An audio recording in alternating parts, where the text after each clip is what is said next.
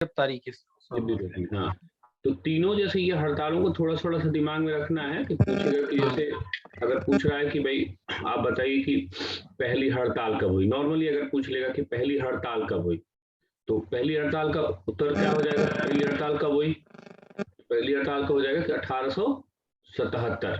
हाँ, और ये नागपुर जो हुआ उस चेतना को विकसित करने में अगर देखा जाए कि जो चेतना विकसित हुई तो ये इसमें मुख्य रूप से योगदान शशिपद बनर्जी का, वही एक तरह से मजदूर आंदोलन के पिता है। तो इनका जो 1877 में जो प्रयास शुरू हुआ, वो जो प्रयास शुरू हुआ वही प्रयास एक तरह से 1877 में ये रिजल्ट है, ये एक तरह से प्रयास है, ये रिजल्ट है। इसी तरह से क्या है, ये 1890 ये प्रयास है और ये जो 1899 है वो इसका रिजल्ट है, और ये इसका विस्तार है 1908 ना। तो पहली संगठित हड़ताल ये कहां पर हुई थी? नागपुर हुई पहले, नागपुर में हुई। और दूसरा जो हुई वो क्यों हुई, कहां पर हुई?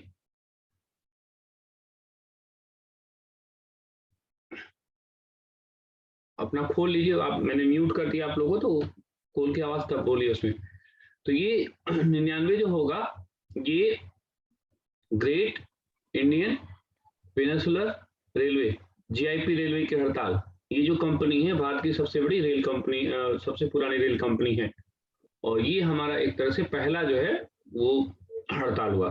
तो देखिए यहाँ मैटर आपको नहीं कि मैटर बहुत ज्यादा मिलेगा, लेकिन खूब प्रश्न आप देखेंगे परीक्षाओं में। तो पहली हड़ताल कब हुई, पहली संगठित हड़ताल कब हुई, पहली पॉलिटिकल हड़ताल कब हुई, ठीक है, ये पूरी प्रक्रिया जो है वो आता रहता है। राकेश, याद है कि अहमदाबाद लेबर टेक्सटाइल्स यूनियन किसने बनाया था? महात्मा गांधी 1918। हाँ, महात्मा गांधी 1918, महात्मा गांधी ने 1918 में इसको बनाया, ठीक है।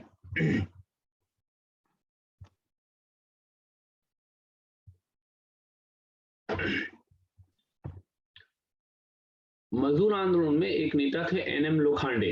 अनिल बताइए उन्होंने कौन सा संगठन बनाया था? एनएम लोखंडे के द्वारा कौन सा संगठन बनाया गया था? ग्रेट इंडियन पेनिकुलर ऐसा था सर। ये एनएम लोखंडे की संस्था थी? सर कल याद नहीं किया सर। क्यों, क्या कल क्या दिक्कत है? नहीं सर, कल रूटीन से बाहर क्लास चल गई इसलिए सर याद नहीं कर पाए। अच्छा, आज उसको फिर एक बार देख लेना है ना। हाँ सर, आज देख हाँ, उसको आज एकदम देख लीजिए एक बार, क्योंकि इससे लग रहा है ना कि तथ्य बहुत कम है, थोड़ा सा है, लेकिन तथ्य जो है परीक्षा में देखेंगे तो इतने में से थोड़े में से प्रश्न खूब आए हुए हैं, और जितनी चीजें लगभग सब आती रहती है, तो उसमें कोई इस तरह की चीजें नहीं है कि नहीं थोड़ा है, लेकिन मैटर जो है वो आपका आता रहता है। हाँ, कल सर बिहार पीसीएस का सर प्रीवियस ईयर क्वेश्चन था सर हिस्ट्री का। उसमें मॉडर्न हिस्ट्री से सर अधिकतर सर बिहार से ही मतलब हिस्ट्री सर डाला था उसमें, तो उसके लिए वो डालता ही है। वो होता क्या है ना, जैसे बिहार पीसीएस का परीक्षा होगा, बिहार पीसीएस का तो अभी विज्ञापन आया है क्या, प्रीलिम्स वाला? अगले साल आएगा।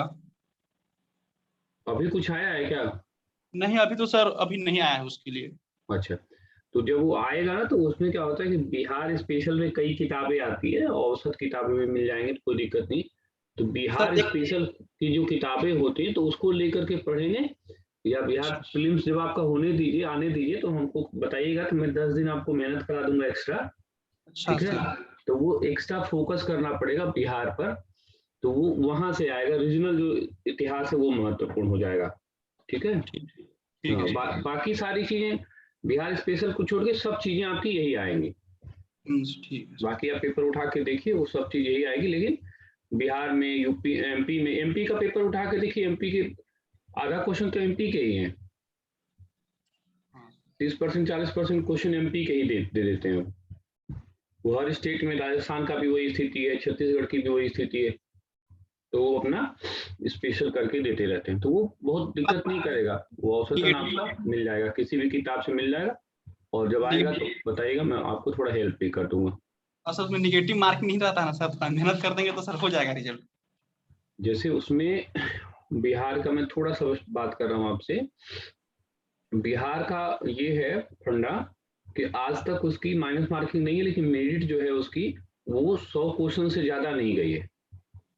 हाँ हाँ, प्रीलिम्स का मैं पूरा डाटा देखता हूँ, तो कभी भी 100 नहीं, यही कभी 94 पे हो जाता है, कभी 96 पे हो जाता है, कभी 98 पे हो जाता है, मतलब 100 पार मेरिट नहीं गई है आज तक। हाँ, और ये कितने क्वेश्चन की बात कर रहे हैं हम, आउट ऑफ 150 चांस। हाँ, ये बियॉन्ड 100 रहती है, तो बहुत टास्क ऐसा नहीं है कि आप नहीं कर सकते, एकदम आराम से कर सकते हैं, समझ रहे हैं? और पेपर का जो स्तर होता है वो बिहार स्पेशल को छोड़ करके बाकी और कोई भी जो पेपर होता है वो बहुत स्तरीय नहीं होता है। यूपी सर बिहार वाले में सर एक समस्या ये है कि ये लोग सर जो 5वां ऑप्शन ई वाला दे देते हैं वो खतरनाक। हाँ, उन्होंने एक नया फंडा शुरू किया है ये फंसाने का, वह खतरनाक हल्का भी। अब हल्का मतलब ये होगा कि भाई कुछ भी, अच्छा अब क्वेश्चन डिलीट नहीं हो सकता है, अगर गलत भी है तो वो 5वां वाला विकल्प मान लेते हैं। अब 5वां वाले में कई सर कम से कम समझ लीजिए कि 20 से 30 प्रश्न इनके ऐसे होते हैं जिनमें ई ऑप्शन इनका सही होता भी, क्योंकि ये ऐसा सेट करते हैं उसको। तो हल्का सा 19-20 हुआ तो ई में चला गया, तो ये 4 ऑप्शन तक ठीक था, ये 5वां ऑप्शन जोड़ने की क्या जरूरत। ये थोड़ा सा ट्रैप, खतरनाक ट्रैप कर दिया इन्होंने। हाँ, तो उसका क्या पॉजिटिव उद्देश्य से कुछ है कि कुछ लग रहा है, कुछ ऐसा अपने बचाने को तो नहीं रखे हैं कि जैसे कोई क्वेश्चन का उत्तर सही नहीं हो तो ये चला जाएगा? नहीं, बस सर वो नकारात्मक उद्देश्य है उनका, मतलब पॉजिटिव अगर होता ठीक है, वो मतलब अगर कोई 4 ऑप्शन में उनको समझ में आया कि चलो कुछ गड़बड़ हुआ पेपर सेटिंग में तो ये मान लेंगे। हाँ, ई मान लेंगे, यही बात। और सर कम कम 20 प्रश्न में ये लोग ऐसा करते हैं कि अगर प्रश्न हुआ गलत भी रहा, विकल्प भी थोड़ा गलत रहा, अगर लड़का ये चयन करेगा कि भाई विकल्प सही नहीं था, कैसे आंसर माने, तो ई मान लेंगे, इनमें से कोई नहीं। क्योंकि 4 ऑप्शंस के बाद मुझको ना तो ई का कोई बहुत तुक बनता है सर ये मतलब बहुत खतरनाक ट्रैप है भी। आज तक किसी परीक्षा में देखा नहीं कि 5वां ऑप्शन ई आए। बिहार में ही नया शुरू हो, जैसे वही मैं कह रहा था कि जैसे काम कोई हो नया, इनोवेशन होने चाहिए। अब इनोवेशन अगर सकारात्मक मूड से है तब तो सही है, अगर सकारात्मक मूड से नहीं है तो कोई मतलब नहीं है। और वैसे विद्यार्थियों के हित में नहीं है वहाँ पे कि 5th ऑप्शन क्यों रखे हैं वो, ये विद्यार्थियों के हित में नहीं बल्कि आयोग के हित में है, बिहार लोक सेवा आयोग के हित में यही है कि क्वेश्चन किसी भी तरह से जोत के बनाइए, जब कुछ न सही हो, गड़बड़ सड़बड़ हो जाए तो उसे कोई मान लीजिए, बस बस। हाँ, क्या आप आंख मूंद के पेपर बनाइए। चलिए अब ये छोटा सा टॉपिक और है वो हम लोग पढ़ना शुरू करते हैं कि ये भारत में वामपंथ का विकास, ठीक है। तो वामपंथ जो है ये बहुत प्रसिद्ध अवधारणा है, तो पहले हम लोग इसका मीनिंग देखते हैं, ये मीनिंग क्या होगा, फिर इसका हम लोग डेफिनेशन देखेंगे, इसका डिफाइन कैसे करते हैं, फिर ये देखेंगे कि इसका ओरिजिन और डेवलपमेंट क्या होगा। तो अगर वामपंथ के अर्थ की बात किया जाए तो अर्थ क्या होता है कि अर्थ हमेशा हम क्या करते हैं, शब्द से निकालते हैं, वो हमारा सबसे बेहतर तरीका होता है। जैसे हमको हार्मोन शब्द समझना है, तो हार्मोन्स को समझना है तो पहले हम समझ लेंगे कि हार्मोन का मतलब क्या होता है। तो हार्मोन का मतलब क्या होता है, टू एक्साइट, इन कोई भी ऐसा पदार्थ जो उत्तेजना की अवस्था को घटा दे या बढ़ा दे तो उसको हार्मोन्स कहते हैं। तो अगर हम शब्द के स्तर पर देखें कि वामपंथ क्या है, तो इसमें जैसे शब्द ऐसे लग रहा है कि ये वाम है, ये पंथ है। ये पंथ तो हम लोग को समझ में आ रहा है, पंथ माने क्या हुआ, मार्ग हुआ। वाम का अगर थोड़ा और सिंपल में करें तो ये बायां, अगर ये बायां है तो एक दायां भी होगा, ठीक है। तो ये जो वामपंथ शब्द आया है वो शब्द आया है ये फ्रांस से। होता ये था कि फ्रांस में जब संसद बैठती थी, ठीक है, तो होता क्या था कि राजा होता था, तो राजा का समर्थन करने वाला जो गुट होता था, तो राजा का समर्थन करने वाला जो गुट होता था वो दक्षिण बैठता था, यानी दाएं बैठता था, तो उसको दक्षिणपंथी कहते थे। और राजा का जो विरोधी होता था वो बाएं बैठता था, तो इसको वामपंथी कहते थे। तो शब्द के स्तर पर इसका विकास इसी तरह से हुआ है। शब्द के स्तर पर इसका विकास इसी तरह से हुआ। कोई पूछे कि वामपंथ क्या है शब्द के स्तर पर, तो एक ऐसे विचारधारा या समूह के लोग जो फ्रांस में राजा का विरोध करते थे, तो विरोध करने वाले लोगों के समूह को ही क्या कहा गया? कहा गया कि वामपंथी हैं।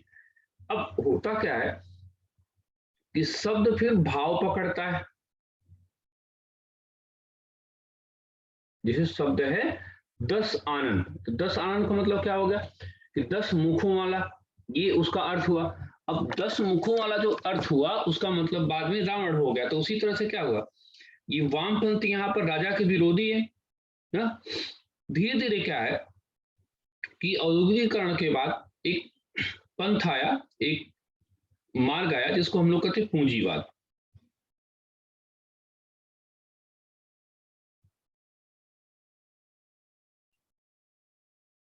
ठीक है, रशियन क्रांति के बाद एक शब्द आया, इसको हम बोलते हैं समाजवाद, या उसी में से बोलते हैं क्या, ये वामपंथ।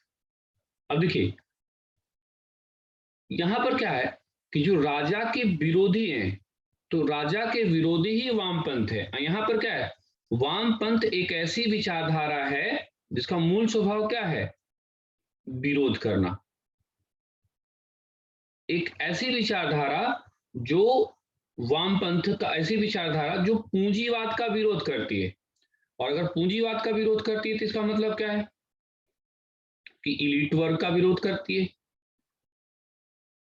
और अगर इलीट वर्ग का विरोध करती है इसका मतलब क्या है, आम आदमी के पक्ष की बात करती है, आम आदमी के पक्ष की बात करती है। और दूसरा, ये मजदूरों की क्रांति की बात करती है। तो इसका मतलब वामपंथ क्या हुआ, यहां पर जो शब्द था उसका अर्थ था विरोध करने का, राजा का विरोध करने वाले लोगों का समूह। बाद में वामपंथ क्या हुआ, एक ऐसी विचारधारा जो पूंजीवाद का विरोध कर रही है, जो इलीट क्लास का विरोध कर रही है, जो पूंजीपतियों का विरोध कर रही है और आम आदमी के पक्ष में बात कर रही है, क्रांति के माध्यम से सत्ता के परिवर्तन की बात कर रही है। उस विचारधारा को हम वामपंथी विचारधारा कहते हैं। तो शब्द के स्तर पर हमारा ये हो गया, परिभाषा के स्तर पर हमारा ये हो गया। तो शब्द और परिभाषा इन दोनों को बना लीजिए, फिर इसको हम आपको लिखा देते हैं।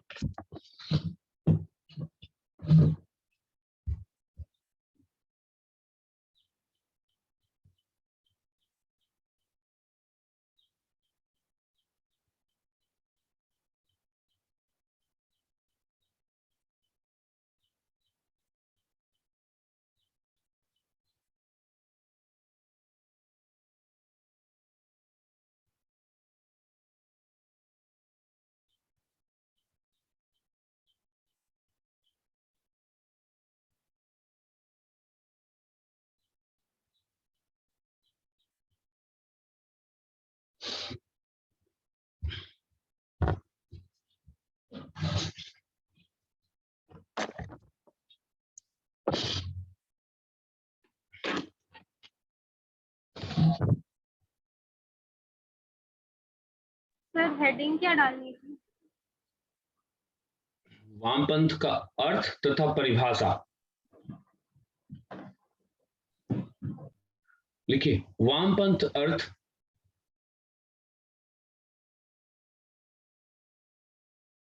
वामपंथ शब्द का अर्थ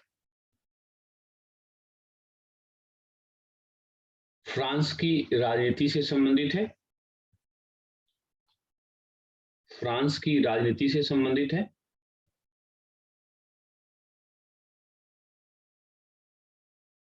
राजनीति से संबंधित है। वहां पर संसद के अंतर्गत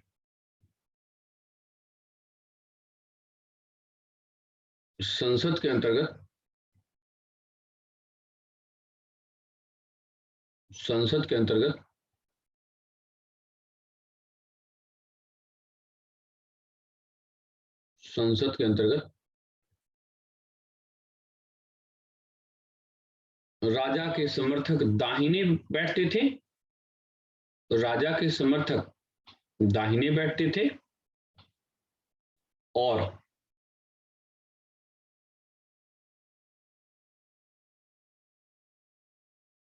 विरोधी बाएं बैठते थे।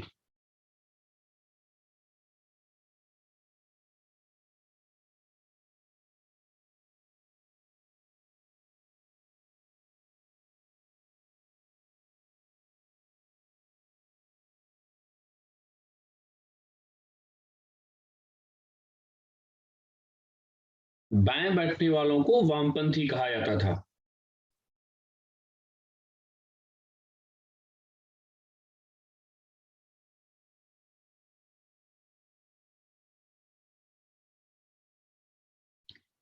समाजवादी क्रांति के विकास के बाद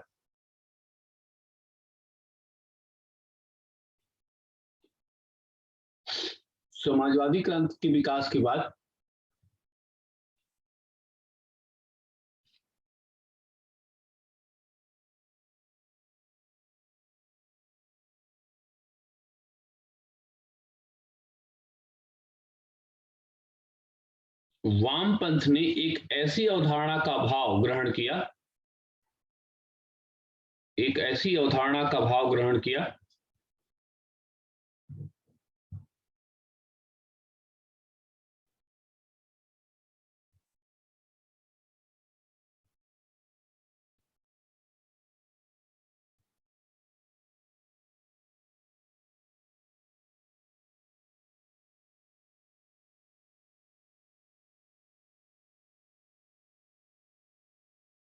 जिसमें डैश पहला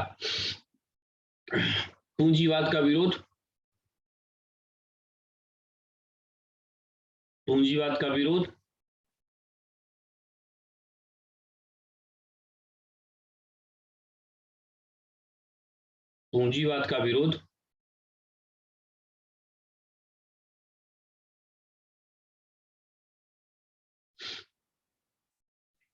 दूसरा आम आदमी की पक्षधरता,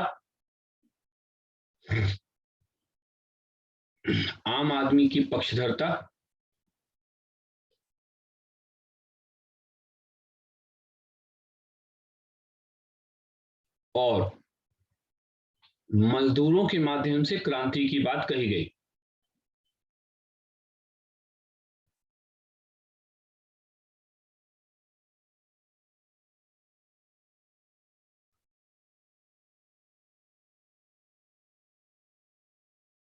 पक्षधरता की बात कही गई।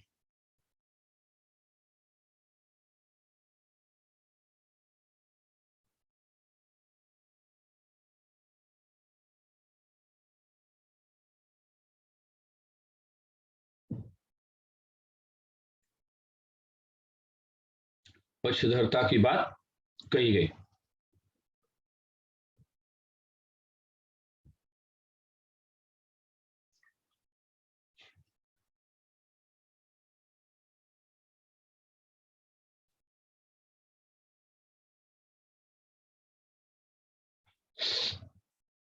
पक्षधरता की बात कही गई।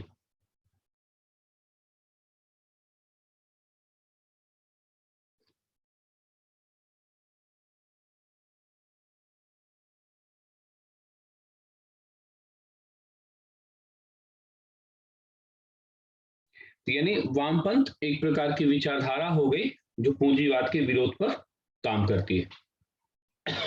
अब लिखिए वामपंथ का उद्भव विकास।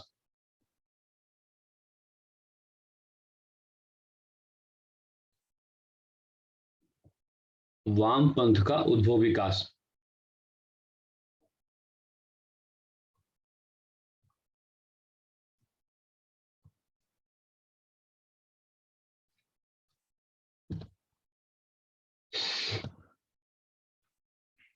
वामपंथ का उद्भव विकास, ठीक है। अब थोड़ा इसको समझने का प्रयास करिए। देखिए, वामपंथ की जो विचारधारा थी ना, जिसको लेफ्टिस्ट कहते हैं आपको, तो वामपंथ की जो विचारधारा है, तो ये जो कैपिटलिज्म है और ये जो लेफ्टिस्ट की अवधारणा है, ये जो लेफ्टिस्ट आंदोलन है उसने इसको चुनौती दिया। लेफ्टिस्ट आंदोलन या वामपंथी आंदोलन जो पहली बार आया, तो पहला चीज क्या था कि ये जो पूंजीवाद है जिसकी कुछ लिमिटेशंस थी, उस लिमिटेशन से जो है वो आम आदमी परेशान था, सरकारें परेशान थी ना, उसी का परिणति में जब उपनिवेशवाद को देखा गया था। तो ये जो जब लेफ्ट आएगा तो शुरुआत में जब कोई चीज आती है और हम किसी दूसरे चीज से परेशान होते हैं, तो वो चीज निश्चित रूप से हमारे लिए क्या है, एक आकर्षण का केंद्र बनती है। ब्रिटिश सरकार इस चीज से बहुत अच्छे से परिचित है कि ये एक तो नई विचारधारा है और आकर्षण बहुत इसमें जबरदस्त होगा। दूसरा, क्योंकि ये आम आदमी की पक्षधरता की बात करता है, तो लोग इसकी तरफ जाने का भी प्रयास करेंगे और ये कहीं ना कहीं से साम्राज्यवाद उपनिवेशवाद को क्या करेगी, वो चैलेंज करेगी। और ये बहुत बड़ा चैलेंज था, वो एक बड़ा चैलेंज था। और ये चैलेंज इसलिए भी बड़ा था कि बगल में रशिया है। रशिया और ब्रिटेन के बीच में जो अंतर है वो किसका है, अफगानिस्तान में, इन द सेंस ऑफ किसके, भारत का जो उपनिवेशवाद है। और भारत का जो उपनिवेशवाद है या उपनिवेश है, वो उस समय का सबसे बड़ा उपनिवेश है। तो ब्रिटिश को चिंता यहाँ पर होना स्वाभाविक है।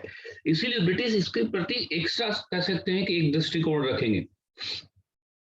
वो निश्चित रूप से सक्रिय है कि भारत में इसका विकास जल्दी से न होना पाए।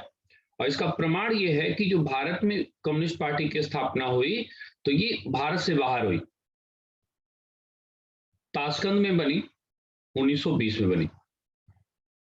ये मार्क्सवादी कम्युनिस्ट पार्टी की स्थापना हुई और ये भारत से बाहर 1920 में हुई। मुख्य सदस्य इसमें एम.एन. रॉय, ये एक तरह से थिंक टैंक है, मानवेंद्र नाथ राय या नरेंद्र भट्टाचार्य, ये मुख्य थिंक टैंक है। अन्य सदस्यों में अवनी मुखर्जी,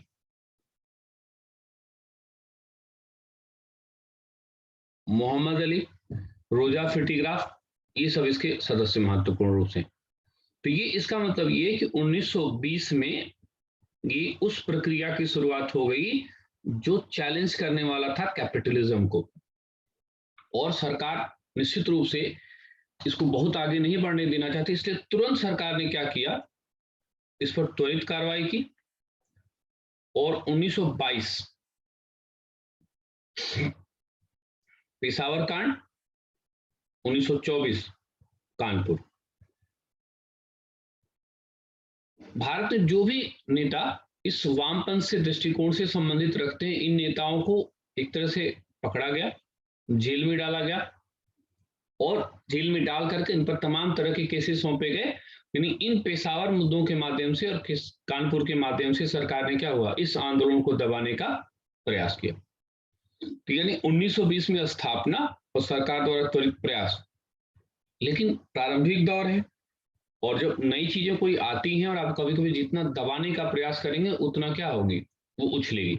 और इसका सबसे अच्छा प्रमाण ये है कि जैसे सरकार ने प्रयास किया वैसे यहां पर उल्टा काम हुआ। उल्टा काम क्या हुआ, सरकार इसको समाप्त करना चाहती है और यहां पर वामपंथ भारत के भीतर आ रहा है, आ गया भीतर।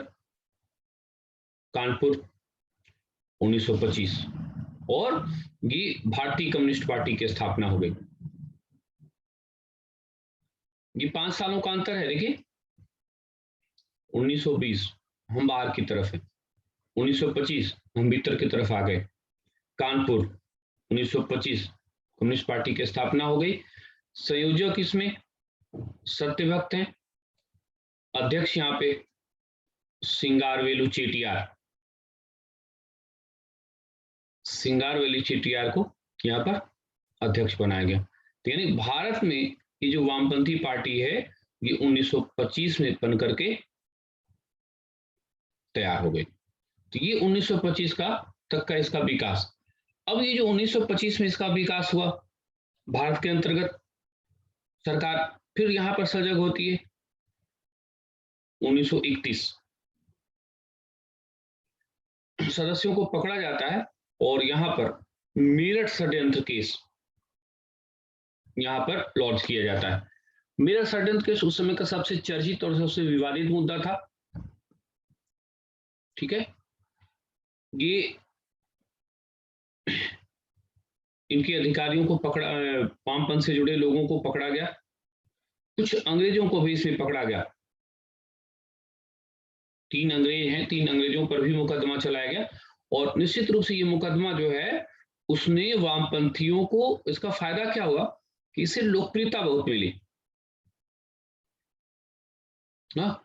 और कांग्रेस के अंतर्गत भी एक युवा वर्ग जो था, जैसे जवाहरलाल नेहरू हैं, MC छागला हैं, ये लोग क्या है कि ये निश्चित रूप से ये भी उसी विचारधारा के समर्थन वाले हैं। इन लोगों ने उस केस को मजबूती से लड़ा और यहाँ सबसे बड़ा जो प्रभाव ये हुआ कि लोगों को धीरे धीरे समझ में आने लगा कि हाँ कोई और भी विचारधारा है क्या। तो मेरठ षड्यंत्र केस से क्या हुआ कि इनकी विचारधारा का प्रचार प्रसार तेजी से हुआ। सरकार निश्चित रूप से इससे बहुत चिंतित हुई और चिंतित होना उसका स्वाभाविक था क्योंकि इसका बढ़ना जो है वो जारी था। और सरकार ने अंतिम उपाय के रूप में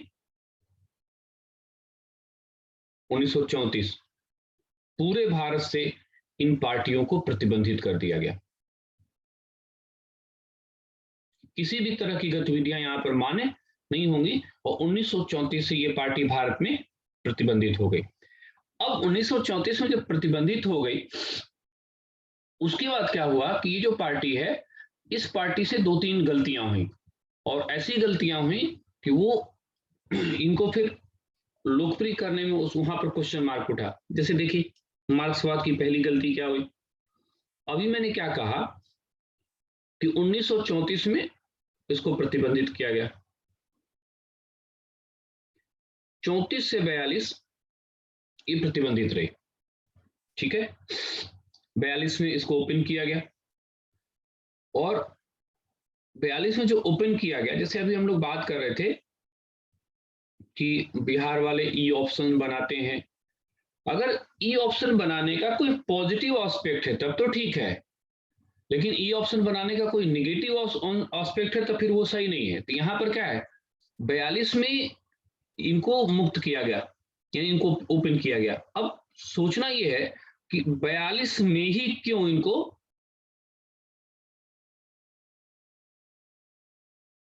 मुक्त किया गया। तो 42 में हमारा सबसे बड़ा उस समय का नेशनल मूवमेंट चल रहा था। हाँ, हमारा सबसे बड़ा नेशनल मूवमेंट चल रहा था, सेकेंड वर्ल्ड वार चल रहा था। ठीक है, सेकेंड वर्ल्ड वार में शुरू में क्या था कि रशिया शामिल नहीं था और जब तक रशिया नहीं शामिल था तो मार्क्सवादी वाले भी उसमें शामिल नहीं थे। जैसे रशिया शामिल हुआ तो शुरू में क्या है, वो युद्ध का विरोध कर रहे हैं, बाद में युद्ध का समर्थक हो जाएंगे। और सबसे बड़ी चीज क्या है कि ये जो 1942 का आंदोलन है वो इसके समर्थन में नहीं,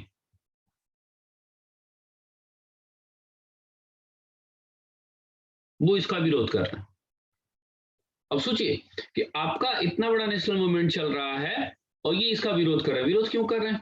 क्योंकि इनकी चाबी कहां से संचालित हो रही है, रसिया से। तो लोगों को धीरे धीरे समझ में आने लगा, ठीक है विचार देखिए कहीं से भी प्रेरित हो, लेकिन जहां पर पुष्पवित पल्लवित होता है उनकी परिस्थितियों से संचालित होना चाहिए। ठीक है कि अमेरिका से हम किसी विचारधारा को लें, लेकिन उसका भारतीयकरण करना पड़ा ना भाई। हम लोगों ने क्या किया कि शब्द भी लिया ट्रेन, तो हम लोगों ने उसको बना लिया ना ट्रेनवा। हम ट्रेन को उसी तरह एज इट इज नहीं यूज करते हैं, फोन को फोनवा, मोबाइल लिया ना। हम आपको किस पर पढ़ा रहे हैं, तो हम आपको लैपटॉप पे पढ़ा रहे हैं। कहने का मतलब क्या कि हम लोगों ने उसका भारतीयकरण किया। इन्होंने क्या किया कि अभी भी देखिए आज भी यही लिमिटेशंस है कि इनकी बात रसिया के हिसाब से बात करेंगे, चाइना के हिसाब से बात करेंगे।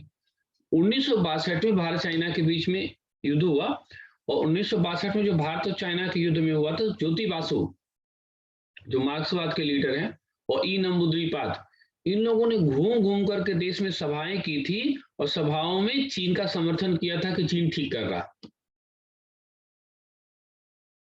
ये हम उन नेताओं की बात कर रहे हैं जो भारत के पहले गैर कांग्रेसी चीफ मिनिस्टर बने और बंगाल में जो 20 साल 22 साल तक शासन किया ज्योति बासु ने, उनका कहना था कि वो ठीक किया। राष्ट्रवाद से ऊपर विचारधारा कैसे हो जाएगी ना? नशा तो दो ही चीज का चलता है, या तो धर्म का या तो देश का। तीसरा नशा कहां से आ गया भाई? या तो धर्म का नशा चलता है, या तो देश का नशा चलता है, राष्ट्र का नशा चलता है, राष्ट्रवाद है भाई। या तो हम दुर्गा पूजा में एकदम झूम के नाचते हैं, या तो 15 अगस्त 26 जनवरी को नाचते हैं। तीसरा कौन सा इससे बड़ा सेलिब्रेशन होगा? यहां पर देखिए इनका कंफ्यूजन बड़ा जबरदस्त है कि भारत छोड़ो आंदोलन का विरोध कर रहे हैं। तीसरा चीज अगला देखिए, ये भारत के विभाजन का प्रश्न आया। अब उसको माना जाए या ना माना जाए, लेकिन भारत का विभाजन हमेशा पीड़ादायक रहा है, आज भी पीड़ादायक है। विभाजन हमेशा पीड़ादायक होता ही है। और इनकी विचारधारा सुनिए, इनका कॉन्सेप्ट क्या था? इन्होंने कहा कि भारत को 16 भागों में बांट दिया जाए।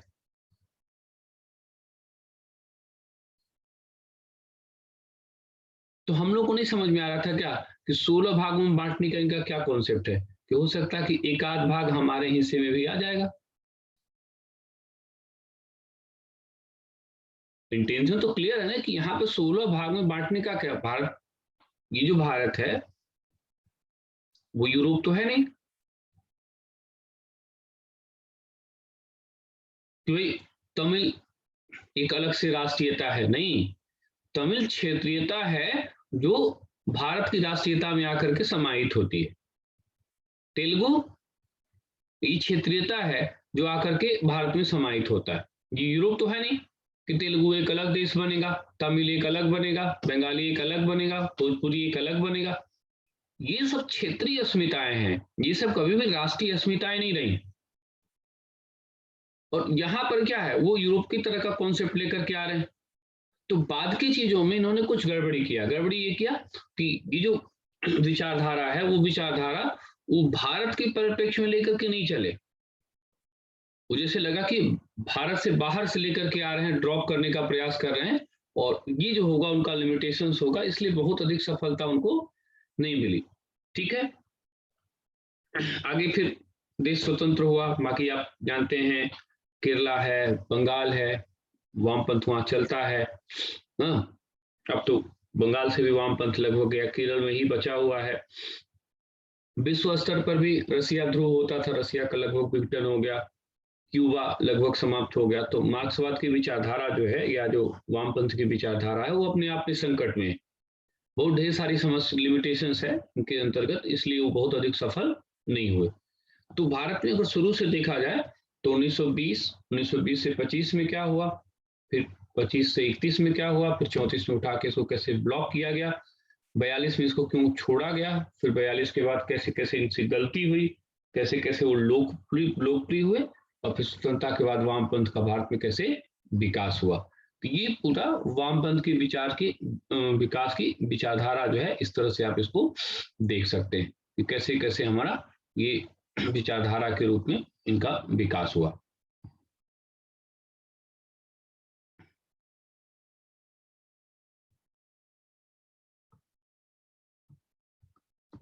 ठीक है, तो कैसे भारत से बाहर विकसित हुआ, कैसे भीतर विकसित हुआ, ये पूरी प्रक्रिया को आपको करना है। ठीक, अब इसको थोड़ा थोड़ा करके लिख लिया जाए। वामपंथ का उद्भव विकास, वामपंथ का उद्भव विकास।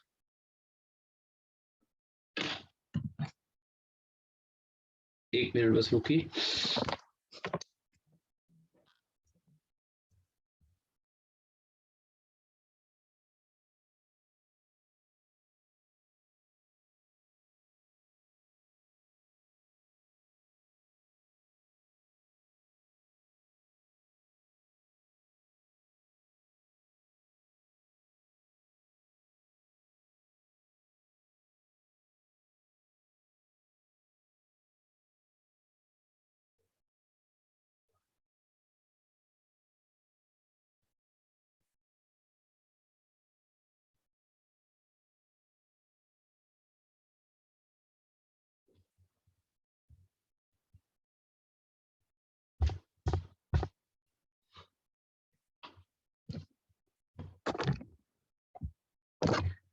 लिखिए, वामपंथ के विकास की पृष्ठभूमि, वामपंथ के विकास की पृष्ठभूमि, वामपंथ के विकास की पृष्ठभूमि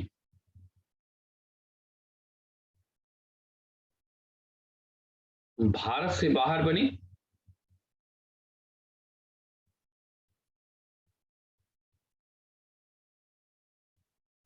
भारत से बाहर बनी और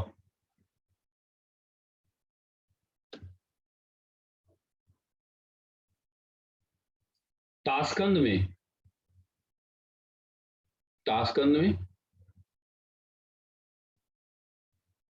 ताशकंद में 1920 में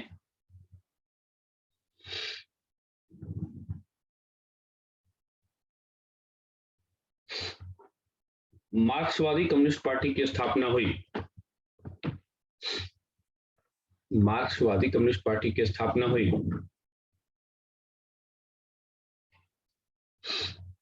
मार्क्सवादी कम्युनिस्ट पार्टी की स्थापना हुई, जिसमें मुख्य योगदान, जिसमें मुख्य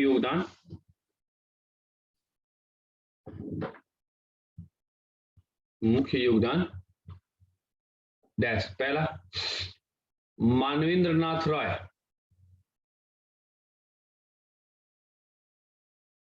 ब्रैकेट में लिखिए, इनका मूल नाम नरेंद्रनाथ भट्टाचार्य था।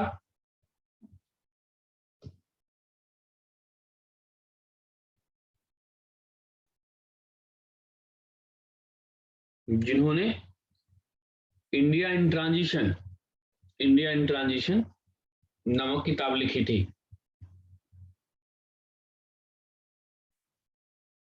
इंडिया इन ट्रांजिशन नामक किताब लिखी थी।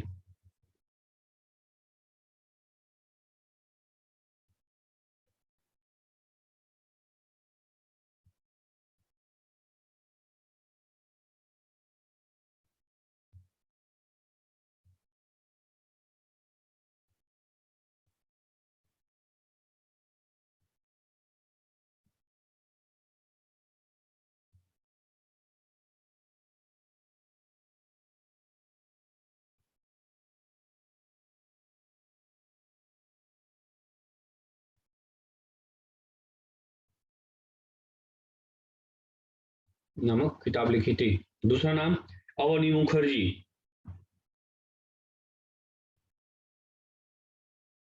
तीसरा नाम मोहम्मद अली,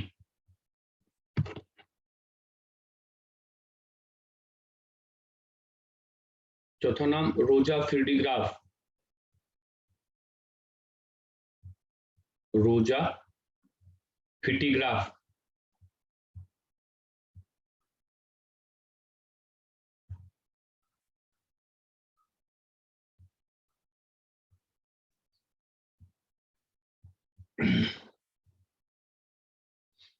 अब लिखिए सरकार की प्रतिक्रिया, सरकार की प्रतिक्रिया,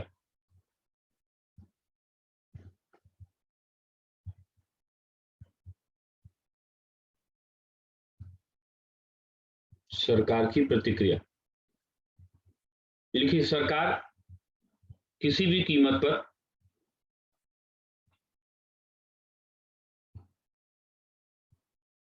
किसी भी कीमत पर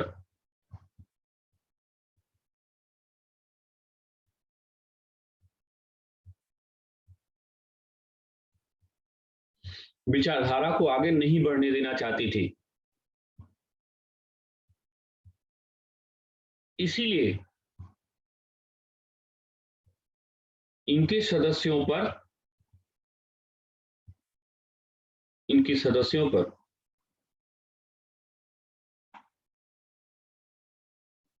दो प्रमुख केस आरोपित किया गया।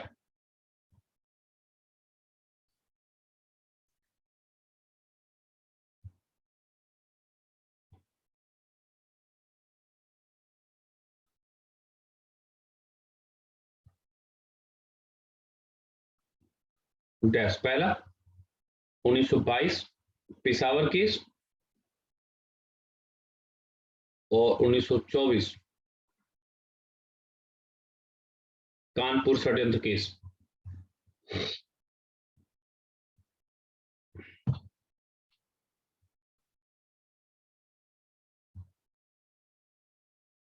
इसके माध्यम से सरकार ने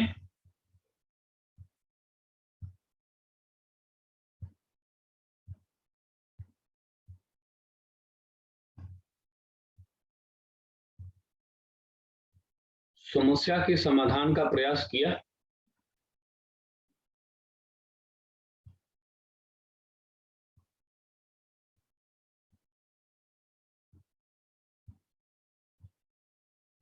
परंतु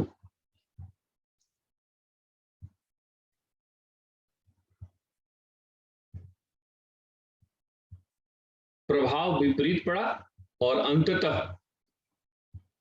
अंततः भारत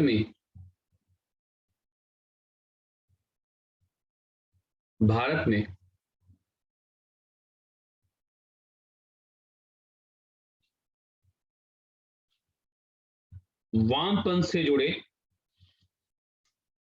वामपंथ से जुड़े संगठनों का विकास होने लगा।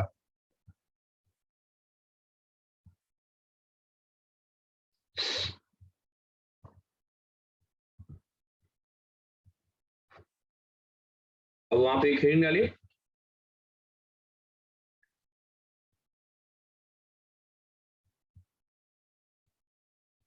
अखिल भारतीय साम्यवादी दल की स्थापना।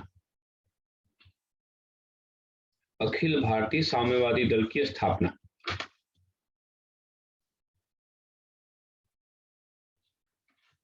अखिल भारतीय साम्यवादी दल की स्थापना।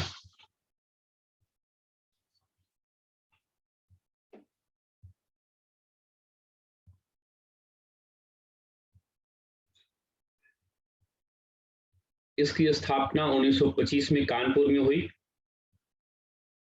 स्थापना 1925 में कानपुर में हुई।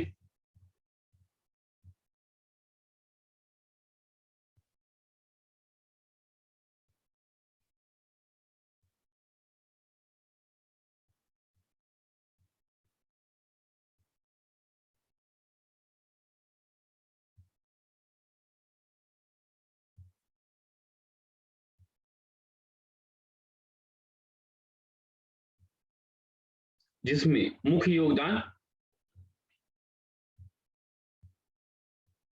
इसके संयोजक सत्यभक्त की थी।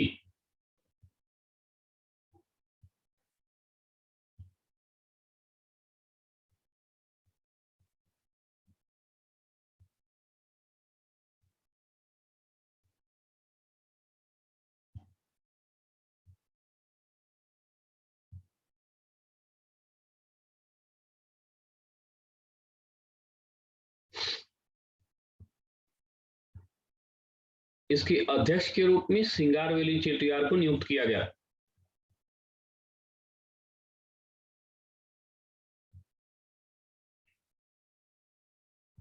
सिंगारवेलु चेटियार को नियुक्त किया गया।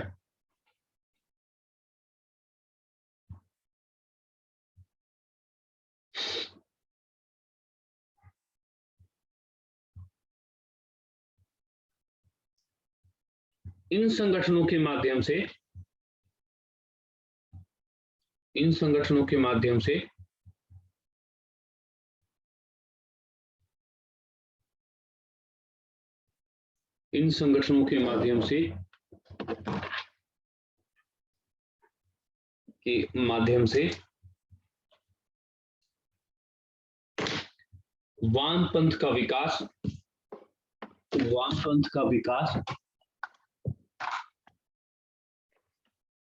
वामपंथ का विकास महत्वपूर्ण रूप से हो रहा था।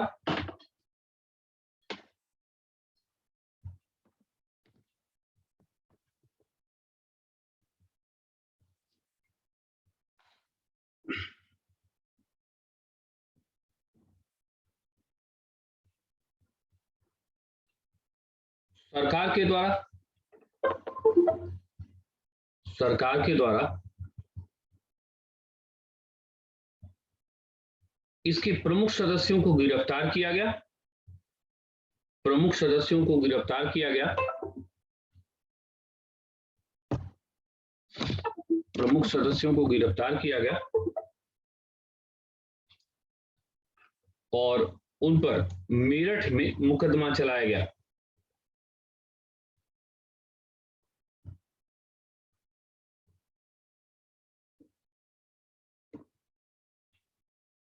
इसी को मेरठ षड्यंत्र केस के नाम से जाना जाता है।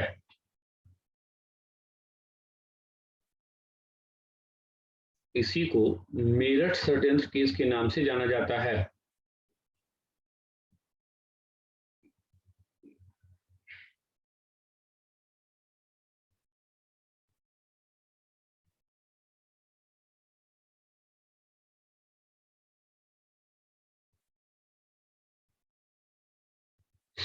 अब एक अलग से हेडिंग बना लीजिए, मेरठ षड्यंत्र केस।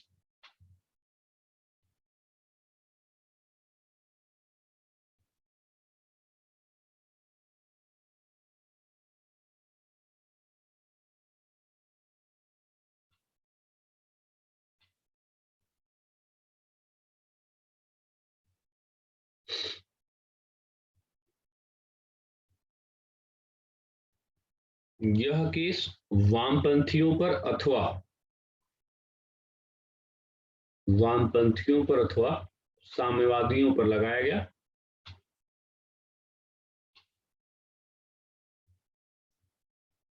जिसमें 3 अंग्रेज भी शामिल थे,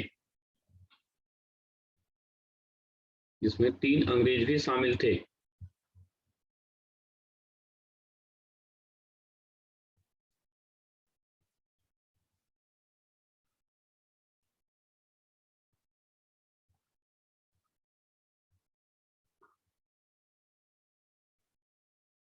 फिलिप स्पार्ट नंबर 1, इनमें फिलिप स्पार्ट।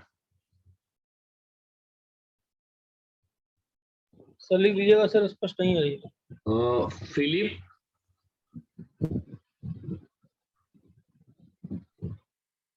आधा स पार्ट स्पार्ट, फिलिप स्पार्ट। दूसरा नाम है F Bradley, F Bradley, F Bradley. और जो तीसरा नाम है उनका नाम है लेस्टर हचिंसन, लेस्टर हचिंसन।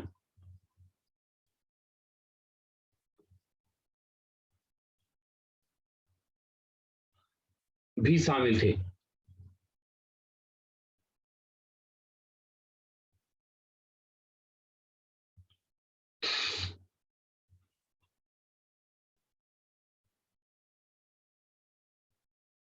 इनके मुकदमों को लड़ने के लिए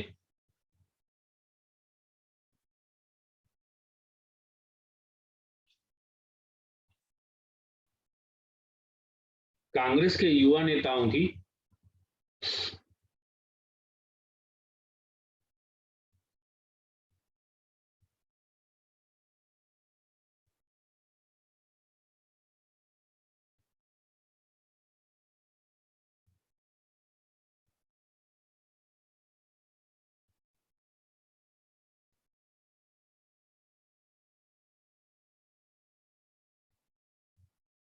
एक पूरी फौज खड़ी हुई, जिसमें जवाहरलाल नेहरू,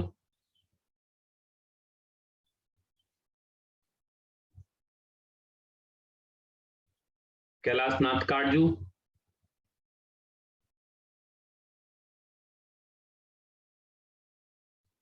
एमसी छागला महत्वपूर्ण थे।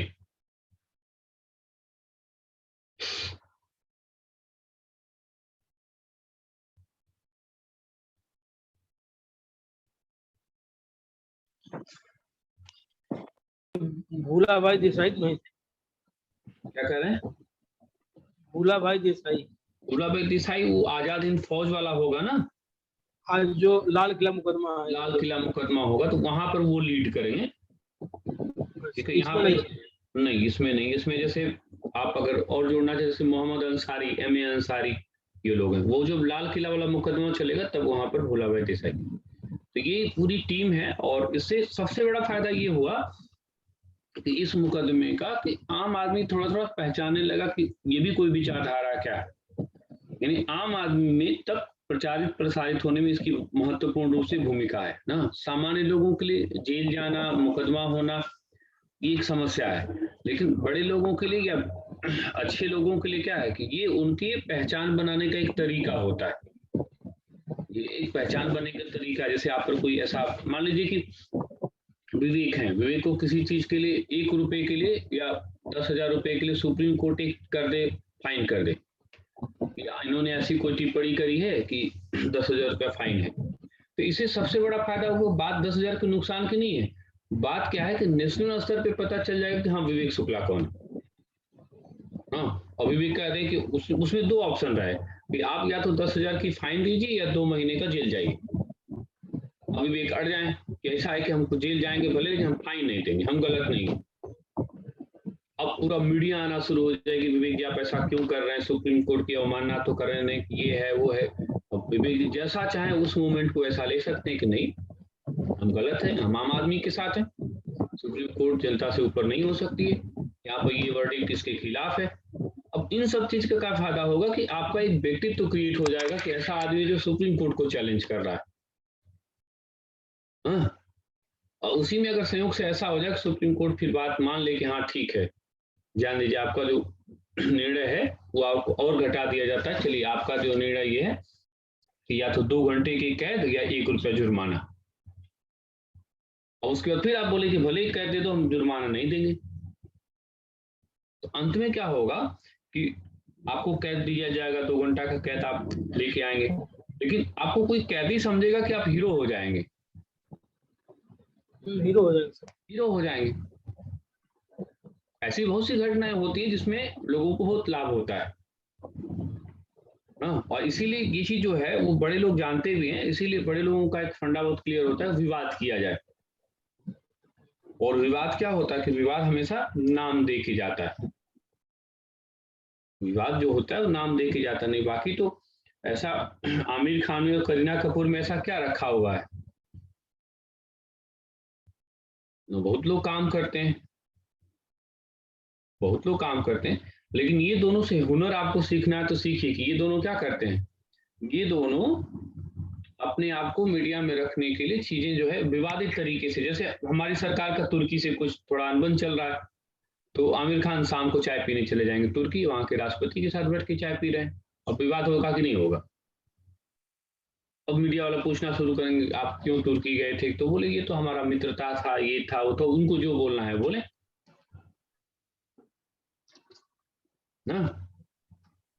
करीना कपूर का बेटा होगा, बेटा का नाम तैमूर खान रख देंगे, खैर इनका निजी सवाल है कि क्या नाम रखें, कोई दिक्कत नहीं, लेकिन फिर भी देखिए उस नाम से क्या हुआ, विवाद हुआ। तो हो सकता है कि हम अपने बेटा को भुला जाए कि हमारा बेटा कौन सा है, लेकिन तैमूर खान सबको पता है कि तैमूर कौन है। लेकिन सर अभी प्रेगनेंसी बाइबल के लिए विवाद है, अभी उन्होंने ग्रंथ लिखा है करीना कपूर ने, प्रेगनेंसी बाइबल। तो वही तो कह रहे हैं ना कि ये सब ऐसे बच्चे हैं, ऐसे लड़के लड़कियां हैं कि कुछ नहीं करके भी विवादित होते हैं ना। उनका सबसे बड़ा फायदा ये हुआ कि लगा भारत में पहली बार हुआ कि 1947 से लेकर 2021 के बीच में पहली बार जैसे लगा कि कोई लड़की मां बनी ना, इतना उन्होंने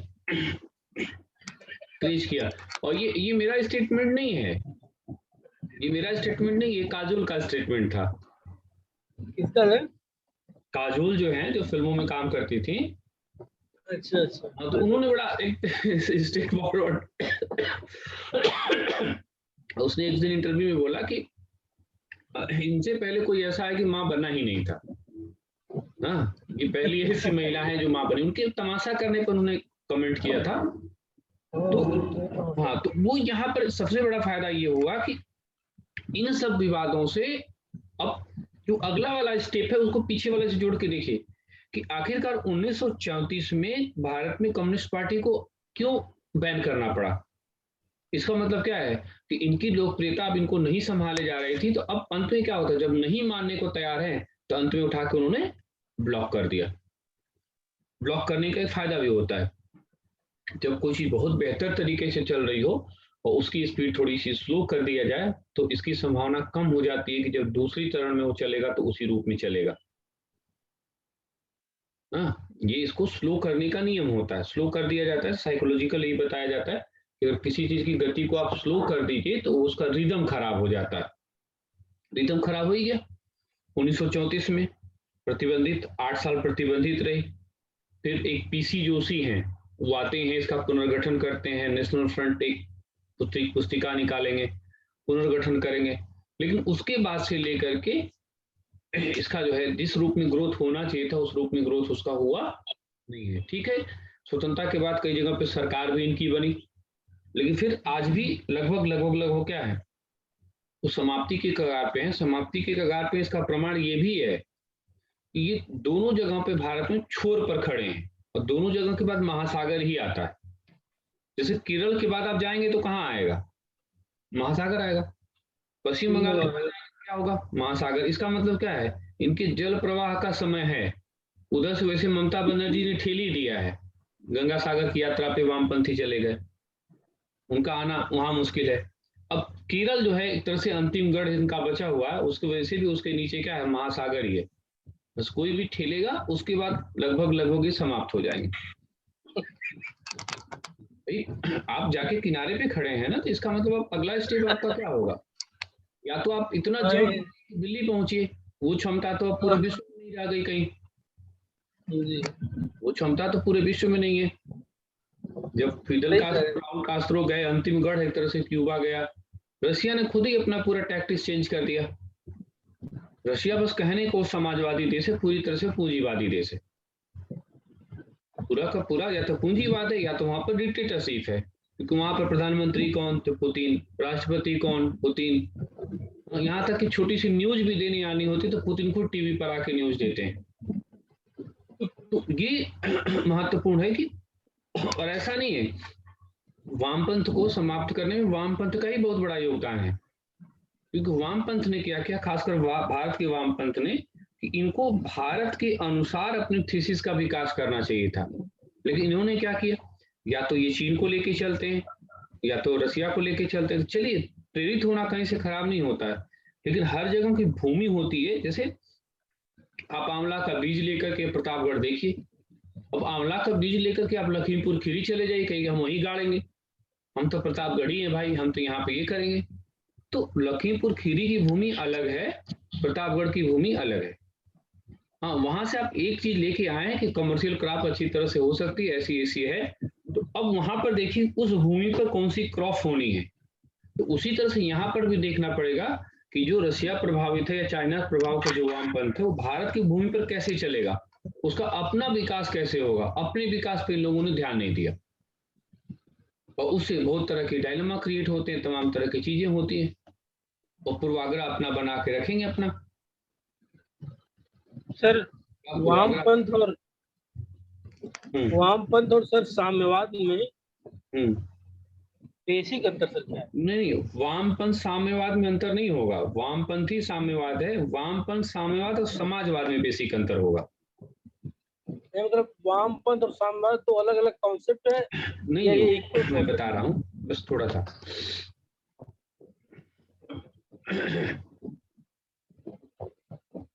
चलिए, अच्छा क्वेश्चन पूछ लिए, इसको मैं बस जल्दी में बता दे रहा हूँ। देखिए, ये वामपंथ, तो वामपंथ एक ऐसी विचारधारा होगी जो पूंजीवाद का विरोध करेगी। अब इस वामपंथ के अंतर्गत ही कई प्रकार के मार्ग हैं कि कैसे हम विरोध कैसे करें। तो इसी में एक परंपरा क्या है, किसकी, साम्यवाद की। इसी में एक परंपरा किसकी है, समाजवाद की। तो यानी जो वामपंथ क्या है, एक विशेष प्रकार की विचारधारा, और ये ऐसी विचारधारा है जिसमें दो प्रमुख मार्ग इसमें बताए गए। एक बताया गया किसका? साम्यवादियों का। एक बताया गया समाजवादियों का। साम्यवाद क्या कहते हैं कि क्रांति होनी चाहिए। समाजवाद क्या कहता है? क्रांति होना चाहिए। लेकिन अब समस्या है कि दोनों का डिफरेंस क्या हुआ। तो इन्होंने ये कहा कि क्रांति होगी, और क्रांति क्या होगी? अचानक होगी, यानी रेडिकल होगी। उन्होंने कहा कि नहीं, ये जो होगी वो क्या होगी?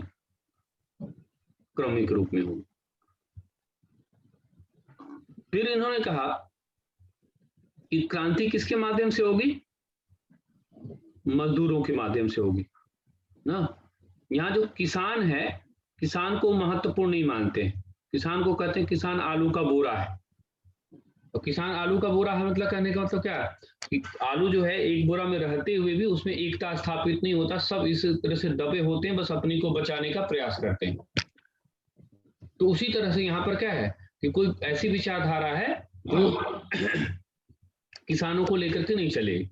ये जो समाजवाद है, समाजवाद की विचारधारा है, ये कहेगा कि नहीं, विकास हमारा क्रमिक रूप से होगा, यहाँ पर मजदूर भी महत्वपूर्ण है, यहाँ पर किसान भी महत्वपूर्ण है, यानी कहेगा सभी वर्गों को लेकर के ये चलने वाली जो है वो अवधारणा है।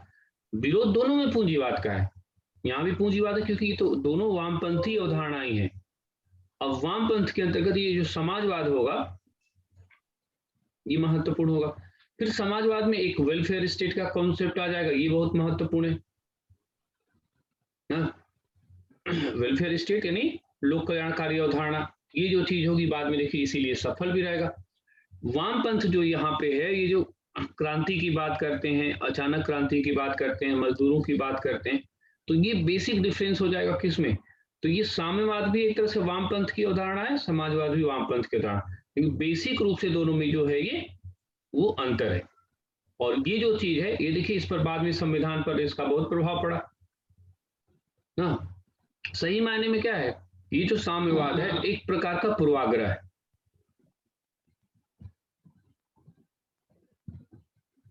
ना।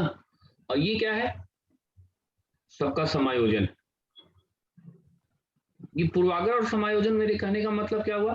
ये पूर्वाग्रह का मतलब क्या हुआ, समायोजन का मतलब क्या, पूर्वाग्रह का मतलब क्या है कि साम्यवाद कुछ कॉन्सेप्ट को पहले ही मान के चलता है। क्या मान के चलता है? कि जितने आपके पूंजीपति हैं सब शोषक हैं, मजदूर जितने हैं वो अच्छे हैं। तो ये तो एक प्रकार का पूर्वाग्रह हो गया ना। पूर्वाग्रह क्यों हो गया? जैसे टाटा है, तो टाटा जो है इनका जो पूरा कॉन्सेप्ट है वो कमाते हैं, और उनकी कमाई का जितना कमाते हैं साल का 60% जो है वो अनुदान में जाता है। तो सबके लिए कोई कॉन्सेप्ट कैसे लेके आप आ सकते हैं? हाँ, जैसे साम्यवादी होगा तो साम्यवादियों को क्या लगेगा कि उनको लगेगा कि अच्छा कौन है, तो गरीब आदमी बहुत अच्छा होता है। तो गरीब आदमी हमेशा अच्छा कैसे होगा? 200 रुपया कमाता है, 120 रुपये का पौवा पी के टली हो जाता है, कैसे अच्छा है वो? अच्छा और खराब का कॉन्सेप्ट तो किसी एक वर्ग पे लेके नहीं चल सकते ना। पूंजीपति भी बहुत से हैं, बहुत अच्छे हैं। बिल गेट्स हैं, बिल गेट्स ने पूरी संपत्ति अपना मिलिंडा फाउंडेशन में लगा दिया, वो एड्स के लोगों के लिए ना। अपना शायद वो खुद का $1 लेते हैं ना, कुछ ऐसे। वेतन उनका कितना है इस समय? बिल गेट्स अपना वेतन कितना ले रहे हैं? $1 शायद वेतन लेते हैं, बाकी सब फाउंडेशन में जाता है। तो ये किसी एक पूर्वाग्रह को लेकर के कैसे हो सकता है? दूसरा, मजदूरों के थ्रू आप क्रांति की तो बात कर रहे हैं, लेकिन मजदूरों के थ्रू जो क्रांति की बात कर रहे हैं, क्या मजदूरों में कभी भी एकता स्थापित हो पाएगी, या मजदूरों में एकता स्थापित हो पाती है? दूसरा, मजदूरों के नाम पर जहां जहां भी वामपंथ है, खासकर साम्यवाद है, तो जहां मजदूरों के नाम पर, क्या हर जगह पे मजदूरों के नाम पे अंत में तानाशाही नहीं स्थापित हो गई? चीन और रसिया दोनों का उदाहरण उठा के देख लीजिए, चाहे चाइना हो चाहे रशिया हो, अंत में क्या हुआ, वो सर्वहारा वर्ग के नाम पर उन्होंने तानाशाही स्थापित किया, चाहे वो लेनिन हो चाहे स्टालिन हो चाहे व्लादिमीर पुतिन हो। तो ये साम्यवाद का अपना लिमिटेशंस भी था। तो ये वामपंथ के अंतर्गत ही दोनों विचारधारा आती है, ये साम्यवाद और ये समाजवाद।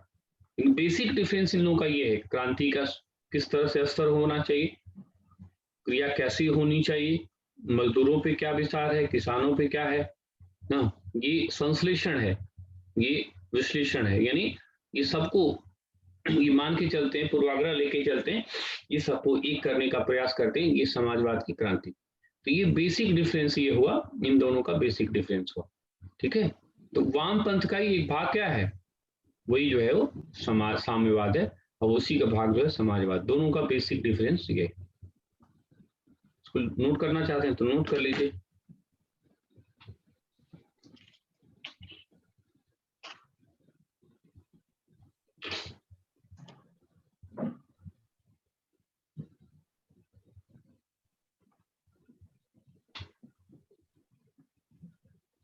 विवेक दत्त ब्रैडली थीसिस जानते हैं?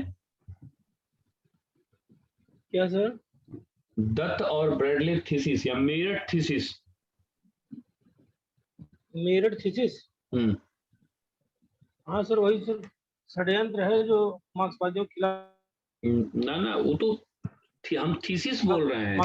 मुकदमा चला था जिसमें अल्बर्ट आइंस्टीन ने भी विरोध किया था, समर्थन। थीसिस? हाँ थीसिस हम बोल रहे हैं सर। यही सर कोड ऑफ कंडक्ट होगा इनका वामपंथियों का। नहीं, उसमें क्या हुआ, इसको आप लोग नोट करिए, मैं थोड़ा सा उसको बता देता हूँ, 2 मिनट, बड़ा चर्चित चीज है। तो उसमें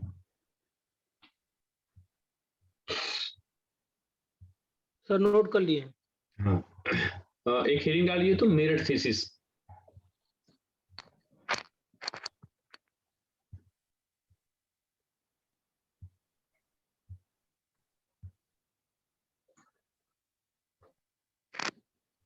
लिखिए 1926 में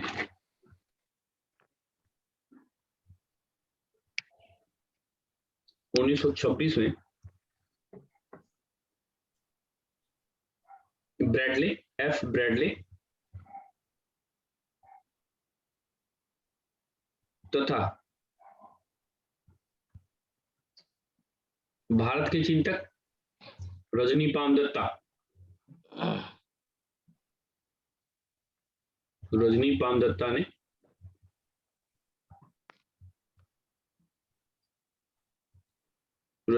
दत्ता ने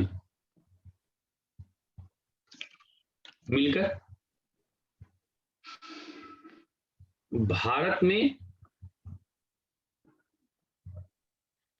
साम्राज्यवाद विरोधी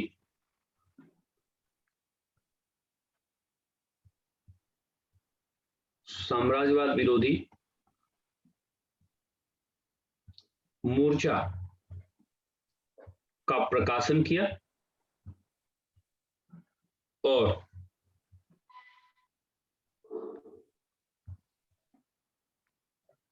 उपनिवेशवाद को समाप्त करने की तकनीकी व्याख्यायित की।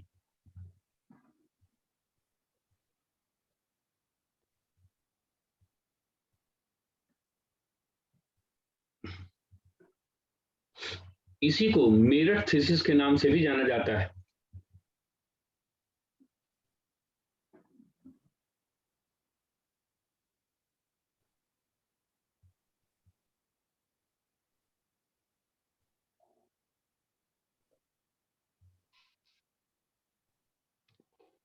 मेरठ थीसिस के नाम से भी जाना जाता है।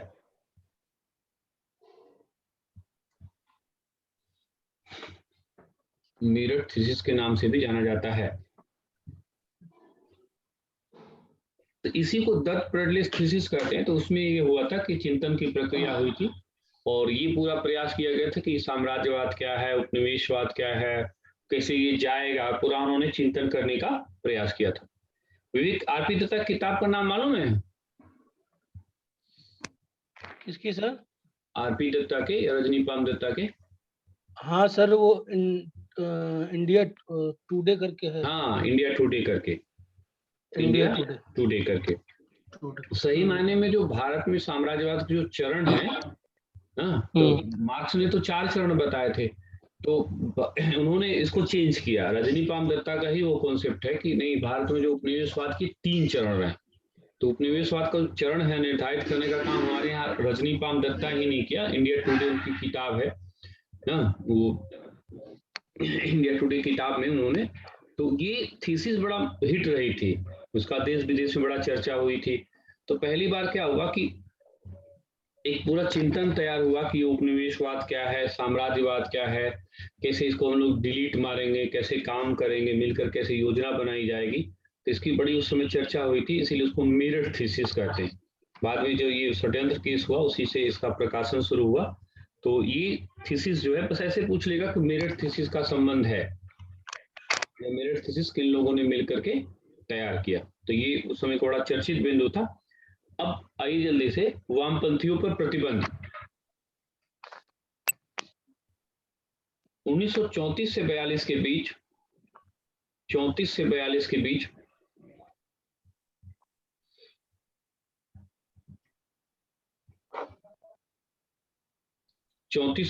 के बीच वामपंथियों पर प्रतिबंध लगा दिया गया।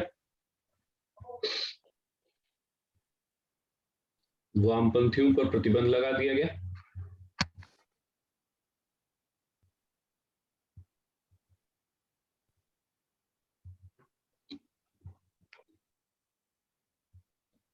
वामपंथियों पर प्रतिबंध लगा दिया गया।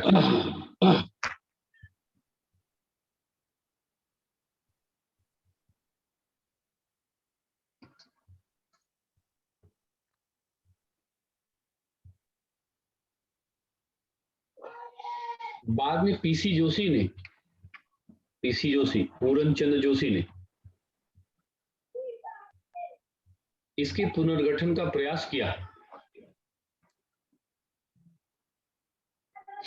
इसके पुनर्गठन का प्रयास किया।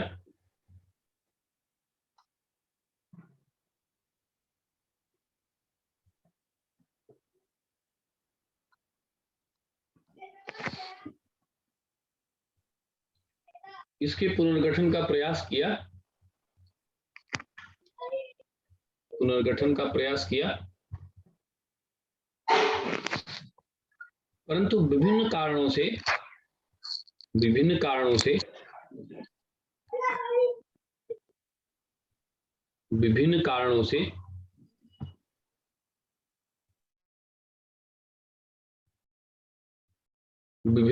से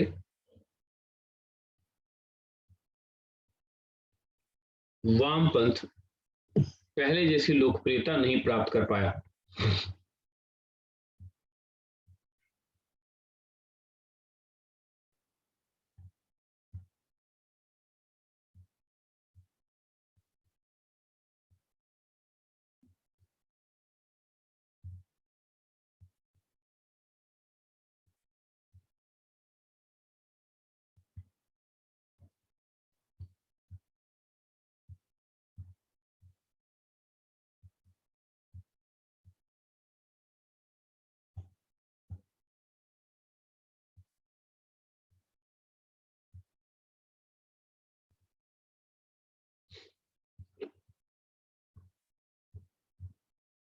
इसमें 2 महत्वपूर्ण घटनाओं का योगदान था।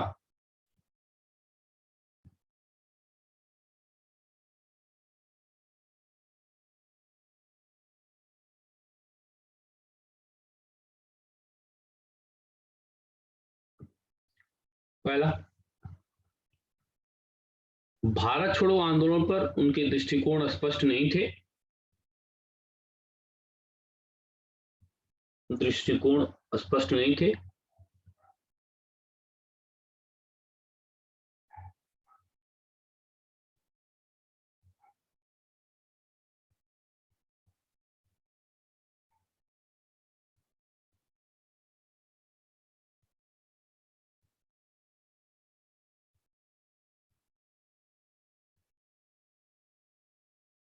दृष्टिकोण स्पष्ट नहीं थे, जिसने उन्हें अलोकप्रिय बनाया। और दूसरा,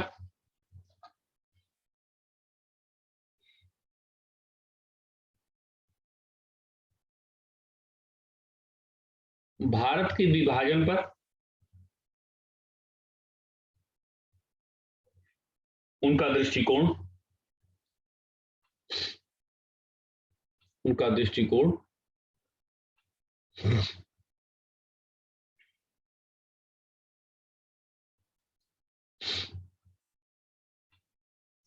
यूरोपीय मानसिकता से परिचालित था।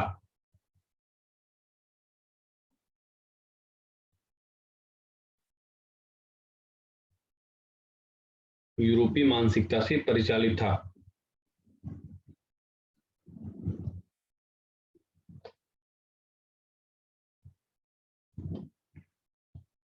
यूरोपीय मानसिकता से परिचालित था।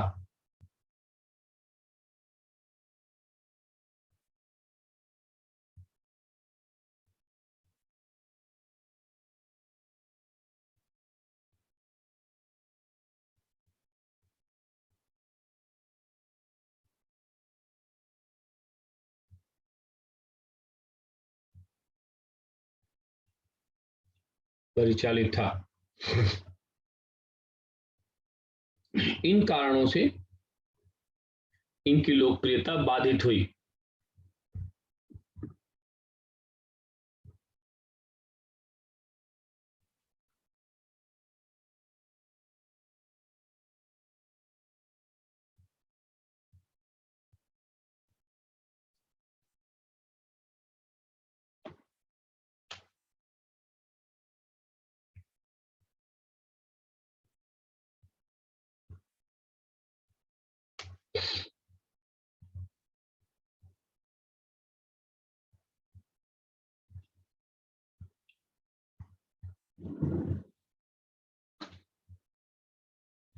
स्वतंत्रता के बाद फिर वही अब देखिए केरल में ई नंबूदिरीपाद पहले राष्ट्र प्रधान गैर कांग्रेसी चीफ मिनिस्टर बने, फिर बंगाल में थोड़ा ये हिट रहे ना, और इनका अपना बताया ना आपको कॉन्सेप्ट बड़ा तगड़ा, जैसे राष्ट्रवाद, तो उनके लिए राष्ट्रवाद कोई चीज नहीं होती ना। तुष्टीकरण इनका बड़ा जबरदस्त है। बाद में जो हुआ तो वहां पर तुष्टीकरण की प्रक्रिया बड़ा जबरदस्त है। जैसे ममता बनर्जी को देखिए, बात हिंदू और मुस्लिम्स की नहीं है, जो गलत है सो गलत है, जहां जो गलत है उसको मानना चाहिए, इनको नहीं गलत है, इनको जो है वहां पर गलत है तो सही है। कभी भी आप केरला में भी देखिए, कभी कभी तुष्टीकरण का आप न्यूज देखिए, तो सरकारें भी पूर्वाग्रह से काम करती हैं, तो उसमें बहुत महत्वपूर्ण योगदान उनका अपना चिंतन का है। तो चिंतन में क्या करेंगे ना, आप किसी एक वर्ग के प्रति पूर्वाग्रह लेके रखिए तो फिर समस्या होगी ना। तो एक जो विजन है वो वहां पर उनको बांधने का प्रयास करेगा। 2-3 चीज फैक्चुअल के रूप में देखिए, नोट करके लिखिए। नंबर 1, अमृत डांगे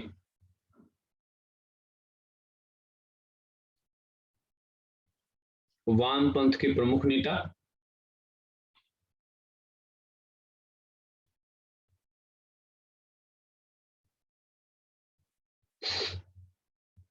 जिन्होंने गांधी और लेनिन की तुलना की।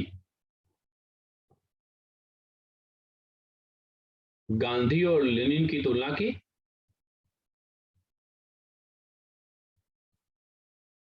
और इसी संदर्भ में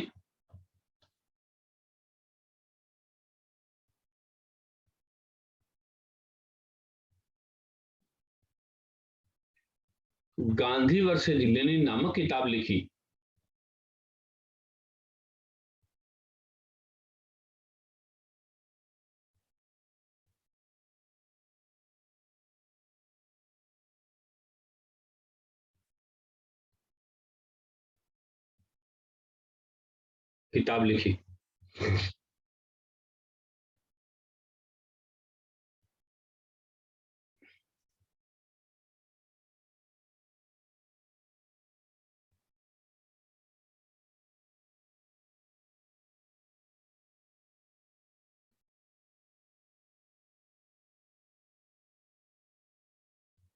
तो इन्होंने गांधी जी और लेनिन की तुलना करके किताब लिखी थी। ये गए थे रसिया, लेनिन से मिल के आए थे, तो उन्होंने जो पढ़ा था वो जाके वहां जो देखा तो उनको उस समय यही लगता था कि लेनिन जो है वो ऐसा है वैसा है, बाद में तुलना करके फिर उन्होंने दिखाया और वो समझ गए, उनको इतना समझ में आ गया कि नहीं, यहाँ पर लेनिन और गांधी जी से तुलना में गांधी जी ज़्यादा बेहतर होंगे, क्योंकि लेनिन वगैरह सब थ्योरेटिकली जो है वो बहुत प्रूव्ड है, लेकिन प्रैक्टिकली जो है वो प्रूव्ड नहीं है। वो अंत में क्या है, वो एक तरह से तानाशाही को ही जन्म देंगे, और वही हुआ भी, तानाशाही को उसने जन्म दिया। तो उसमें फिर एक तरह से इसमें कई चीजें विवादित भी हैं, उस पर चर्चा करने की जरूरत नहीं, इसलिए किताब बड़ा जो है नाम पर है। अगला आइए,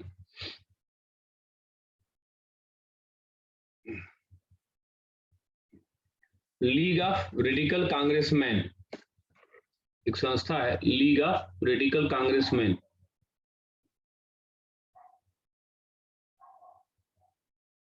इस संस्था की स्थापना मानवेंद्र नाथ रॉय के द्वारा की गई। मानवेंद्र नाथ रॉय के द्वारा की गई।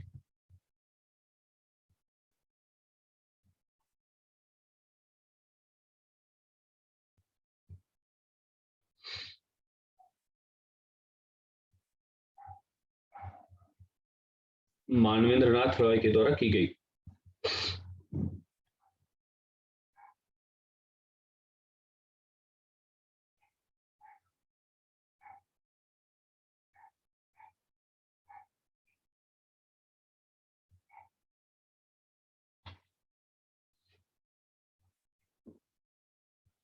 तो वामपंथ जो है एक आकर्षक विचारधारा के रूप में आया, लेकिन ठीक है, वो अपने आप को बचा ले गया। समाजवाद के रूप में वो अभी भी हमारे में है, संविधान में है, प्रस्तावना में है।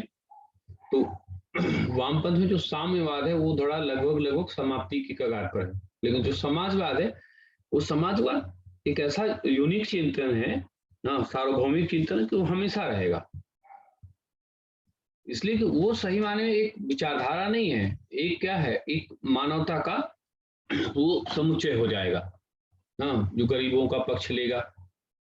ऐसा नहीं है कि वो अमीरों का विरोध करेगा, वो दोनों के बीच में एक समझौता करने का प्रयास करेगा, लोगों के कल्याण का प्रयास करेगा, गरीब आदमी पे थोड़ा चिंतित ज्यादा होगा। तो ये सब जो तत्व लेकर के आएगा समाजवाद का चित्र जो है वो ज्यादा महत्वपूर्ण होगा। उसको उसने संविधान को भी प्रभावित किया, उसने प्रियम्बल उद्देशिका को भी प्रभावित किया, और सही मायने में लोकतंत्र को वो प्रभावित कर रहा है। तो वामपंथ का जो साम्यवाद की अवधारणा रही वो अपने आप में थोड़ा सा बाद में फेल्योर हुई, लेकिन जो समाजवाद की अवधारणा है वो एक प्रकार का यूनिवर्सल है।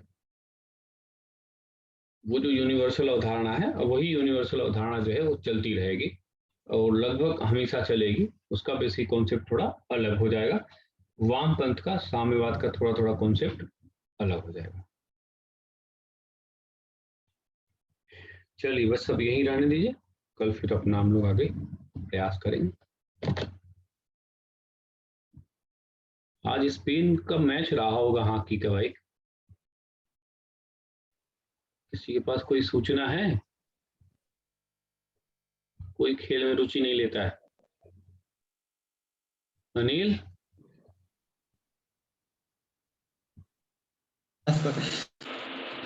खेल में रुचि नहीं है? नहीं, क्रिकेट में सिर्फ है। बस क्रिकेट में है। क्रिकेट ओलंपिक में, बताओ क्रिकेट को ओलंपिक में नहीं रखे हैं सब? क्रिकेट को ओलंपिक में रखना चाहिए ना, नहीं रखना चाहिए? भारत जीत गया क्या सर 3-0 से? जीत गया?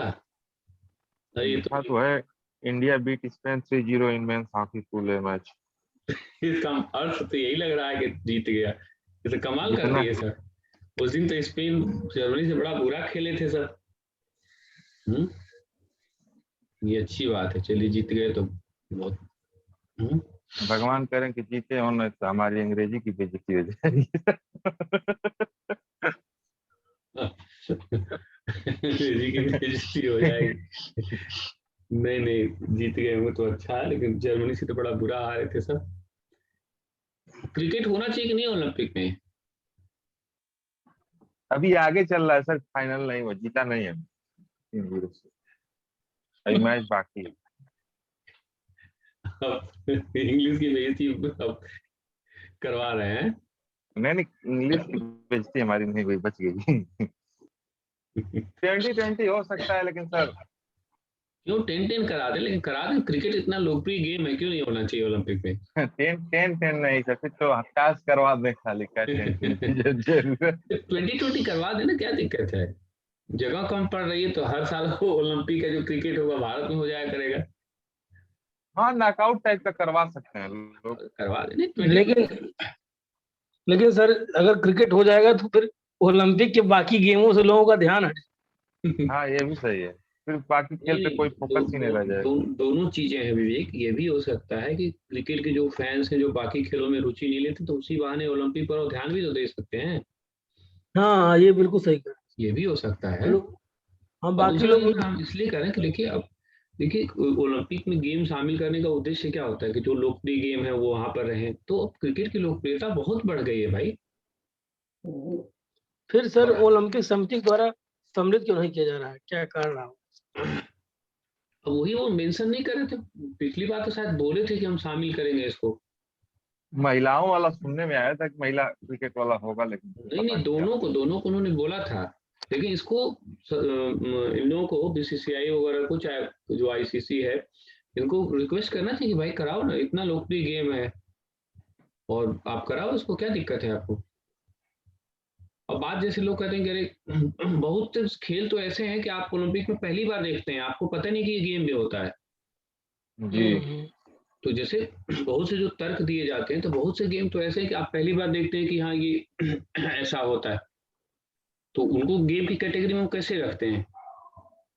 तो क्रिकेट होना चाहिए, क्रिकेट होना चाहिए। अब हमारा तो लालच ये भी है कि क्रिकेट हो तो कम से कम मान लीजिए संयोग से एक आध स्वर्ण पदक भी आने का चांस रहेगा। सर फुटबॉल है क्या ओलंपिक में? हाँ? फुटबॉल है ओलंपिक में? हाँ, फुटबॉल है, और क्या, फुटबॉल का गेम चल रहा है सब। फुटबॉल है, जैसे लोग कहते हैं कि अरे समय लगता है, समय क्या लगता है? हॉकी होती है, फुटबॉल होता है, वो भी तो 1.5-2 घंटा ले लेती है, ये 3-3.5 घंटा ले लेता है। हाँ, 2020 सर सम्मिलित कर सकते हैं। 2020 सम्मिलित कर सकते हैं भाई, 2020 सम्मिलित कर सकते हैं, 2020 जो है सम्मिलित कर सकते हैं। और टेनिस वोनिस में तो एक प्रतियोगिता होती तो 8-10 दिन जब मैच होते हैं तब तो जाके फाइनल होता है। बिल्कुल सर, एकदम हो सकता है। तो ये करना चाहिए, इनको नोटिस करना चाहिए, आईसीसी वगैरह से इसके लिए प्रयास करना चाहिए। ओलंपिक समिति में सर हम लोग लिख कर देंगे। हाँ, लिख कर इन लोगों को देना चाहिए। और मेरा तो मुख्य बस स्वार्थ यही कि मैं सोच रहा हूँ, कभी कभी बड़ा खराब लगता है कि पूरा इतना बड़ा देश है और मेडल टैली गोल्ड वाली खाली रह जाती है। हाँ सर, बात सही। देखिए इसको नहीं कर रहे हैं, और हम तो मांग करते हैं शतरंज को भी शामिल कर रहे हैं। शतरंज को क्यों नहीं शामिल करते हैं ये लोग? सर ये लोग डरते हैं ना कि शतरंज में भी हमारी टीम बाहर बढ़िया अच्छा कर रहा है। शतरंज में भी हमारी टीम, शतरंज को क्यों नहीं खेल माना जाए भाई? और अभी नहीं, हाँ जैसे सर, पता नहीं क्या। अभी तो थोड़ा हम लोग मान लिया हल्के थोड़ा सा कमजोर भी बन, आनंद वगैरह जब विश्वनाथ आनंद वगैरह थे तो कितना बढ़िया चलता था। बिल्कुल। तो शतरंज किस हिसाब से गेम नहीं है, सब इतना पुराना गेम है, इंडस वैली में खेला जाता था भाई। गेम जैसे किसी गेम को लेने ना लेने के पीछे इनका कुछ अपना क्राइटेरिया होगा ना, कि हम किस गेम को लेंगे किस गेम को नहीं लेंगे। कुछ न कुछ इनका अपना आधार होगा, तो वो कौन से आधार होंगे? जैसे शतरंज गायब है हमारा, शतरंज होना चाहिए ना। कबड्डी को भी जब कॉमनवेल्थ शामिल कर रहा था, इनको कबड्डी क्यों नहीं होनी चाहिए? बिल्कुल सर, सही कह रहे हैं। ऐसा नहीं है, कुछ ऐसे परंपरागत गेम है जहाँ पर हम बेहतर हैं, जैसे कबड्डी है, शतरंज है, ये सब चीजें शामिल होनी चाहिए। खो खो है, हाँ, ये सब चीजें होनी चाहिए। तो होता कबड्डी होती, फिर महिला कबड्डी भी होती, पुरुष कबड्डी भी होती, तो वो करें ना, निश्चित रूप से करना चाहिए।